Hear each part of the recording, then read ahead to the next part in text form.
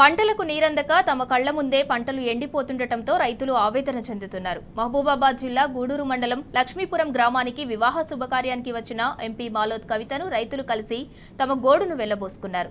ఆరుగాలం కష్టం చేసి పండించిన వరి పంటకు నీరు అందక పంటలు ఎండిపోతున్నాయని, ఎన్నిసార్లు అధికారులకు మొరపెట్టుకున్నా సాగునీరు అందిస్తలేరని తెలిపారు. తక్షణమే ఎంపీ కవిత మహబూబాబాద్ జిల్లా కలెక్టర్తో ఫోన్లో మాట్లాడారు. ఎలాగైనా పాకాల వాగు నుండి లక్ష్మీపురం, గోవిందపురం గ్రామాలకు నీటిని విడుదల చేయాలని ఆదేశించారు.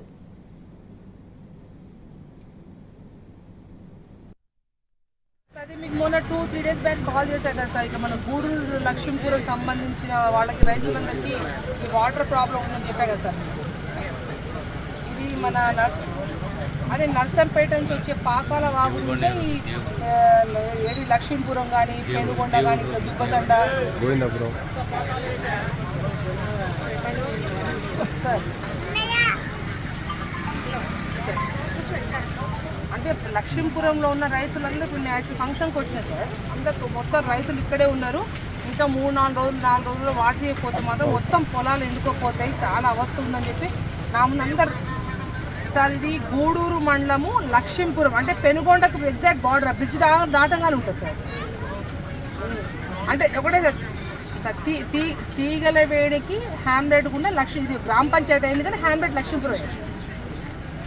థోడా పర్సనల్గా సార్ మళ్ళీ ఒక్కసారి ఫాలో అప్ చేసి ఎట్లయినా